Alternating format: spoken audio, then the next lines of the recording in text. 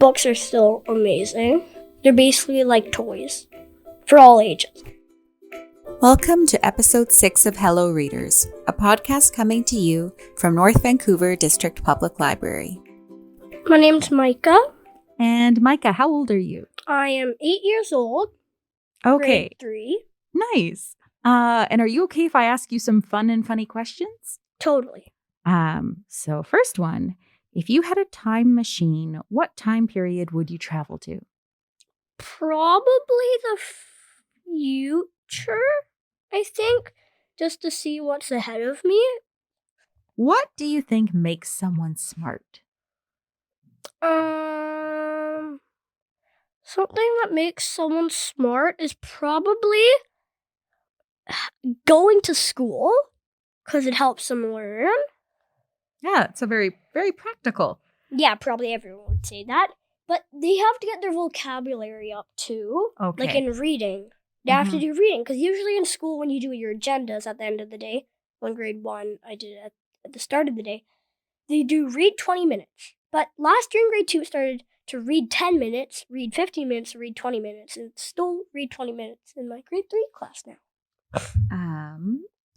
If you could make one rule for everyone in the world to follow, what would it be? No more hurting. If you could pick one really nice thing to do for someone, what would it be and who would it be for? Probably for my parents. Best parents on earth. I love them so much. Aww. They're so nice to me. I would probably, if I ever had $1 million, I would give 500, probably 3/4 of it to them. That's nice. But something I could do today after this, probably do them, I'm gonna try my best, work for a couple hours to do a drawing for them. What is the best thing to ever happen to you? I don't really know.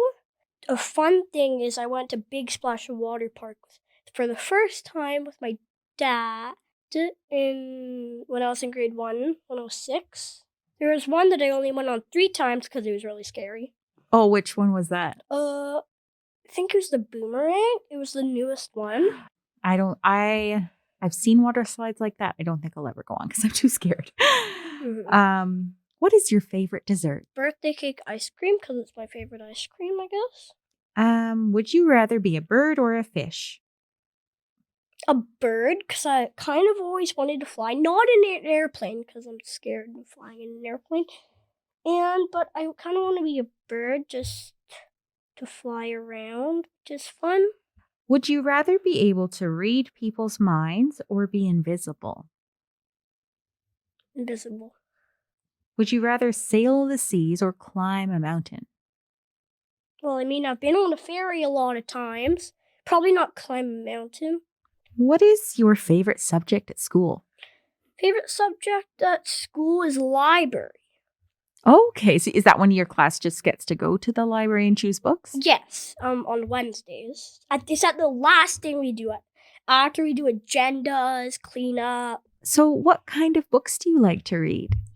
I like to read, well, my favorite book series is nonfiction/fiction, the I Survived series.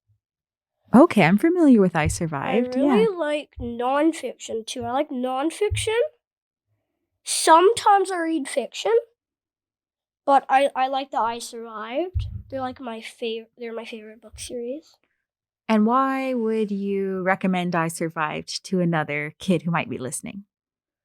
I'll recommend I Survived because it's a really fun adventure, like to show that kids can do more what they think they can. Mm-hmm. And it says that kids can get through some of the hardest times in history. And it's just a really cool story, because I know the author, Lauren Tarsh's, really takes a lot of time to do it because they have to look up stuff. I know one of them that I'm pretty sure took a while to look up might be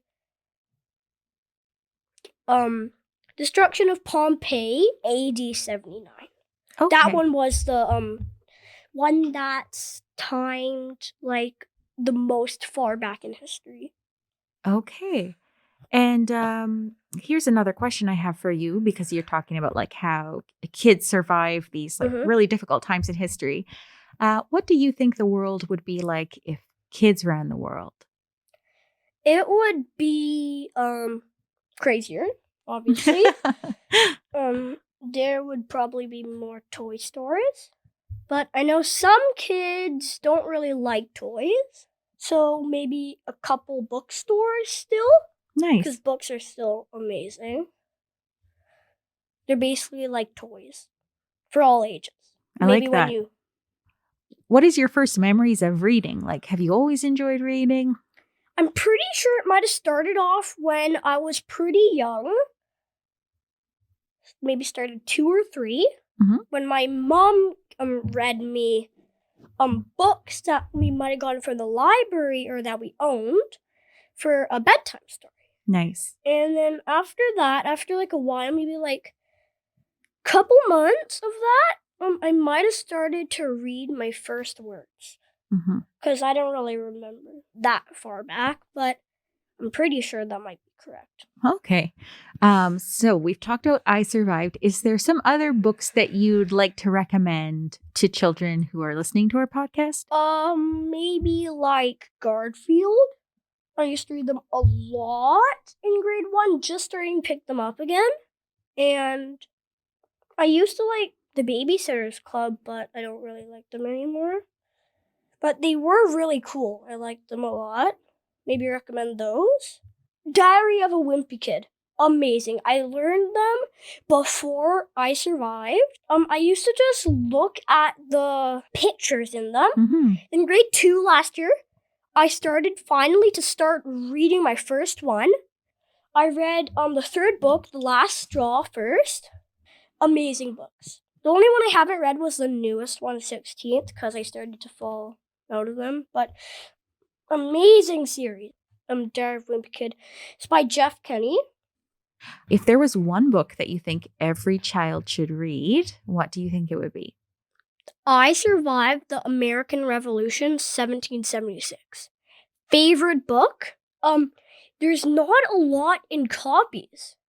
Okay. It's really rare. I've been trying to hunt it down for a long time. I finally found it at Indigo, I think, in a mall, the book section.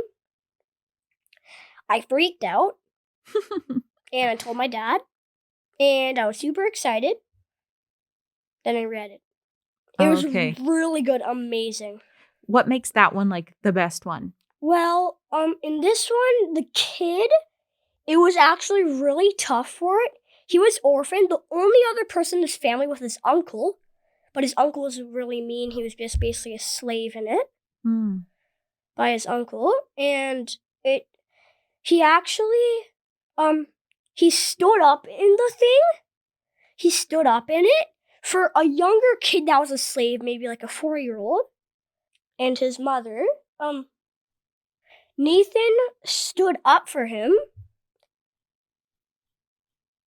In your opinion, what makes a good book? Well, there has to be a storyline. Like a good story, like an adventure. Mm-hmm. Like maybe some jokes, but like an adventure, maybe a twist, and an end just blew me out of my mind. What would you say to encourage someone to read who does not like reading? Well, maybe try to go to a library with someone you know who's really good for reading, and then you hunt down books, look in them, and see if they like it. And then you gotta check if it's appropriate for their age, mostly. It's kind of like a treasure hunt. Yeah. Because you know, if you just go in and you're like, oh, this is what I want, just grab it. You gotta have to investigate a little bit. Yes, that's what I do when I usually go Yeah. to the library. I usually just buy them. So what year are we in? 2022. Are there any books that you're looking forward to reading in 2022? What are your reading plans? Like books that I have or want to get. Either like books that you want to get, that you want Like to both? borrow. Yeah. Well, mostly I'm aiming on I Survived books that I haven't read that I own. I'm on chapter 8. I put my bookmark in on chapter 8 of I Survived Hurricane Katrina 2005. Probably gonna read, I think I'm gonna read I Survived the Bombing of Pearl Harbor, 1944 next. And then I Survived the Destruction of Pompeii, AD 79. And hunt down some more. So it's 'cause going I to be have two a more. year of I Survived. Probably more. Okay. Because the author Lauren Tarshish releases 1 or 2 books a year. It started from 2010. The first one, I Survived the Sinking of the Titanic, 1912. Obviously, because that was probably one of the most famous disasters in history. After I skyrocketed on I Survived, I've pretty much known a lot about natural disasters and stories within them. Because I have watched some videos when I was 6. Probably the dumbest thing I've ever done. I watched earthquake videos, like real earthquake videos, but I know the damage that earthquakes can do. I thought that earthquakes just tip over your house, but boom, explode. I guess it depends on how strong it is, because some are really minor. I've only been in 2 earthquakes. First one was when I was 2. I think I was asleep, really magnitude 2. I'm pretty sure earthquake. Strongest one I've been in was the second one, still 8 this year. Well, 2021, I'm pretty sure, for Christmas. Magnitude 3. There was some toys, not my Lego display, toys in my playroom that were knocked over. And I felt it. Okay. Really scary. Yeah.